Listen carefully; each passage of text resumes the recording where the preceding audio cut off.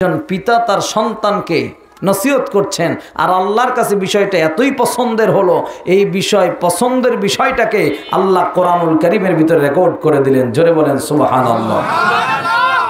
লোকমান তার নাম, কি নাম?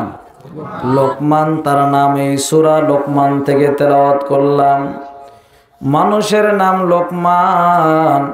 এই লোকমানের নামের একটা সূরা আল্লাহ নাজিল করলেন।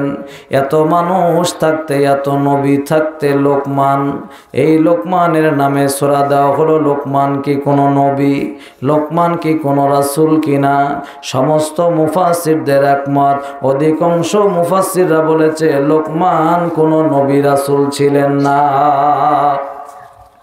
লোকমান একজন ভালো মানুষ, লোকমান একজন ভদ্র মানুষ, লোকমান একজন জ্ঞানী মানুষ, লোকমান একজন আল্লাহওয়ালা মানুষ। লোকমানের ভিতরে, অন্তরের ভিতরে থাকতো আল্লাহর ভয়। এই লোকমানের কথা আল্লাহর কাছে এত বেশি পছন্দের হয়ে গেল, কোরআনুল কারীমের ভিতরে রেকর্ড করে দিলেন। আল্লাহ বললেন, নবী গো, আজকে আপনাকে একজন আদর্শ পিতার গল্প শোনাবো।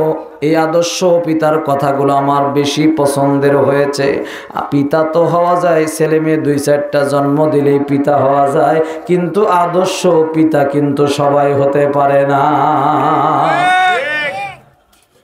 আদর্শ এক জিনিস, ভিন্ন জিনিস। ছাত্র সবাই হতে পারবে, কিন্তু আদর্শ ছাত্র এটা কিন্তু সবাই হতে পারবে না। ওস্তাদ, শিক্ষক, মুআল্লিম সবাই হতে পারবে, কিন্তু আদর্শ শিক্ষকের বড় অভাব। আদর্শ শিক্ষকরা ছাত্রদের বোঝানো বাদ দিয়ে প্রাইভেট পড়ানোর চিন্তা করে না। কি আমার কথা বলেন না? তার চিন্তা থাকে যে ক্লাসের পড়া যেন ক্লাসে রেডি হয়ে যায়। এ হচ্ছে আদর্শ শিক্ষকের গুণ।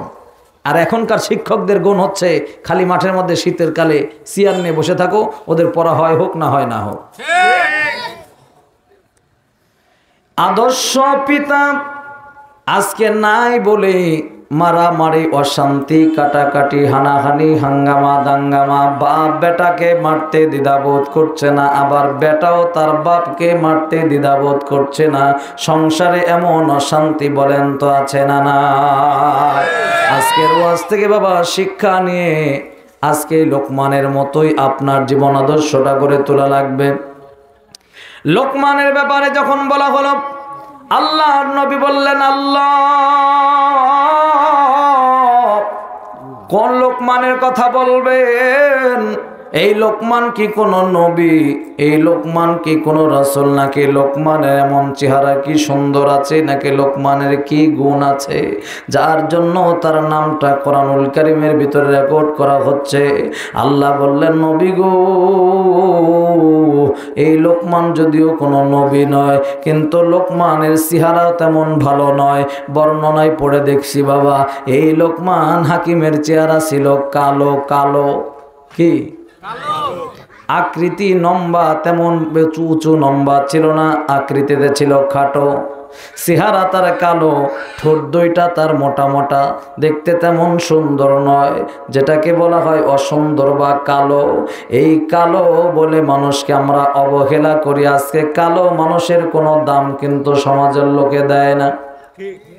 ছেলে হোক আর মেয়ে হোক, মেয়ে পক্ষ যদি পাত্র পক্ষকে দেখতে যায়, ছেলে যদি কালো হয় বলে ও ছেলে কালো, চলবে না। আর মেয়ে যদি কালো হয়, পাত্র পক্ষে বলে ও মেয়ে কালো, চলবে না। কি এরকম আছে না? নাই? কালো বলে বন্ধু হেলা করা যাবে না, কারণ অনেক মানুষ আছে কালো কিন্তু অন্তর তার বড় ভালো। হযরতে বেলাল রাদিয়াল্লাহু তাআলা দেখতে তেমন সুন্দর ছিলেন না। হযরতে বেলাল ছিল কালো রঙের মানুষ, কিন্তু বেলাল এমন একজন ভালো মনের মানুষ।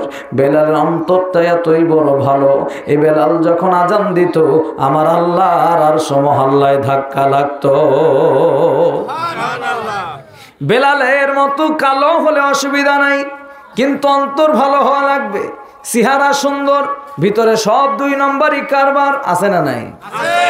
পাঞ্জাবিও তার সুন্দর, মুখের দাড়িটাও তার সুন্দর, কিন্তু যত শয়তানের কাজ কারবার আছে সব এই লোকটার মধ্যে আছে। এমন লোক সমাজে আছে না নাই?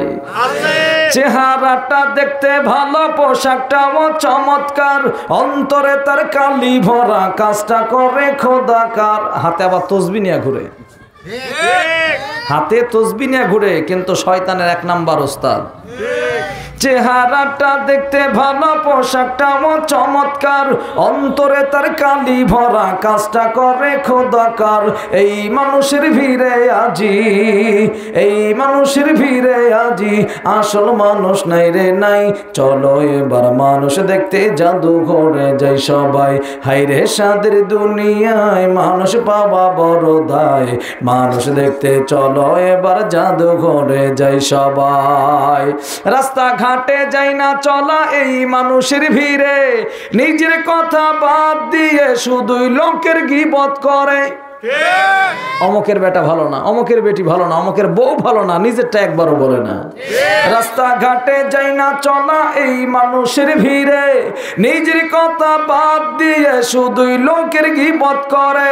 ও তোমরা তাকেও যদি মানুষ বলো, ও তোমরা তাকেও যদি মানুষ বলো, আমার বলার কিছু নাই।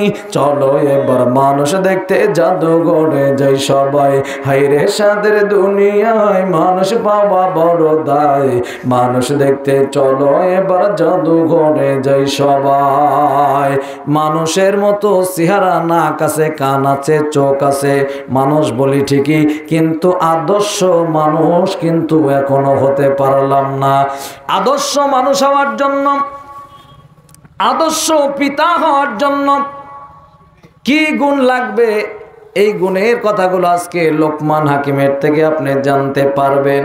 এই গুণগুলা যদি, এই নসিহতগুলা যদি লোকমান তার সন্তানকে করেছিল, একই নসিহত যদি প্রত্যেকটা পিতা তার সন্তানকে করতে পারে, ওই পরিবারটা ইসলামী পরিবার, ওই পরিবারটা হবে আল্লাহর জান্নাতি পরিবার। সেই নসিহতগুলো বলার আগেই, যেহেতু কালোর ব্যাপারে কথা হচ্ছিল, কালোর ব্যাপারে আরেকটু কথা বলবো, এরপরে ওয়াজটা শুরু করব।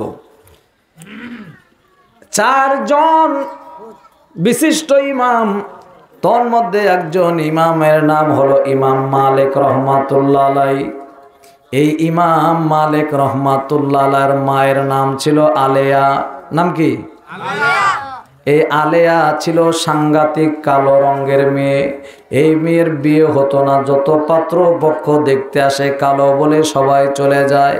এই গল্পটা বলার পিছনে উদ্দেশ্য হচ্ছে, অর্ধেক বলবো এখন আর অর্ধেক বলবো কালেকশনের আগে, অর্ধেক থাকবে বাকি। ঠিক আছে? মানে লাখ ভেলকি লাখ, চোখে মুখে লাখ, ওই রকম আর কি, আকর্ষণের মতো। এই আলেয়া দেখতে সুন্দর না বলে পাত্রপক্ষ চলে যায়। ইমাম মালিকের দাদা বিয়ের প্রস্তাব নিয়ে যখন আসলেন, মেয়ের কণ্ঠ বড় সুন্দর, মেয়ের রংটা কালো। চিন্তা করছে যদিও কালো হয়, কিন্তু মেয়েটার কণ্ঠ বড় সুন্দর। বড় তো দেখি তোমার পড়াশোনার যোগ্যতা কি আছে? বলে পড়াশোনার যোগ্যতা আমি আল্লাহ রাব্বুল আলামিনের কালাম জানি। একটু জোরে বলা যাবে কি সুবহানাল্লাহ? আমি হলাম কোরআনের হাফেজা। এই কথা শুনেই পাত্রপক্ষ চমকে উঠেছে। আল্লাহর কালামের দাম বলেন তো কম না বেশি? আল্লাহর কালাম যে মেয়ের অন্তরের ভিতরে আছে তার দামও কম না বেশি? এই মেয়েটা যদিও কালো হয়, কিন্তু এই মেয়েটার ভিতরে আমি দেখতে পাচ্ছি আল্লাহর 30 পারা কোরআনের আলো। ইন্না নাহনু নাযালনা যিকরা ওয়া ইন্না লাহু লাহাফিজুন। আল্লাহু আকবার। সব কথাই আপনাদের সাথে শেয়ার করতেছি। ওয়া শোনার জন্য সহজ হবে, বোঝার জন্য সহজ হবে, আমার জন্য বিরাট উপকার হবে। এই একই আয়াত অনেক কণ্ঠ দিয়া তেলাওয়াত করতে সুযোগ করে দিয়েছেন আল্লাহ। এই কণ্ঠ একটু ভাঁজ করলেই কিন্তু আয়াতটা আরও সুন্দর শোনা যাবে, কিন্তু আমি পারছি না। কেন? অনেক দিন ধরে একটা রাতও কামাই নেই। 28 তারিখ পর্যন্ত বলতেই হবে আমাকে, যেহেতু যদি বেঁচে থাকি টাকার পয়সা নেওয়া আছে, যেতে হবে আর বলতে হবে। নইলে আমার এই সিস্টেমগুলো, এই যন্ত্রপাতিও ভালো লাগে। আমি তো আর 2 মিনিট বক্তব্য দেব না, 5 মিনিট বক্তব্য দেব না, আমি বক্তব্য দেব 2 ঘন্টা ধরে। তাহলে এই জিনিসটা সুন্দর হওয়া লাগবে। আমার কাছে তো ভিন্ন কোনো পুঁজি নাই, আছে নাকি? নেতারা আসলো, 5 মিনিট বক্তব্য দিল, গলা ফাটায় দিল, অসুবিধা নাই। নামার পরে 2 বোতল পানি খেতে খেতে চলে গেল। কিন্তু আমার তো 2 ঘন্টা এখানে টিকে থাকা লাগবে, নাকি বলেন? নইলে আমি এই আয়াতটা যদি একটু সুর দিয়ে পড়ি তাহলে আপনাদের শুনতে আরও ভালো লাগার কথা। কিন্তু সেইভাবে বলতে গেলে তো কিছুক্ষণ পর খুঁজে পাওয়া যাবে না, কারণ সেই জিনিস এটা না, একুমেশনও তার নাই, আর এটা দূর থেকে কথাও টানে না।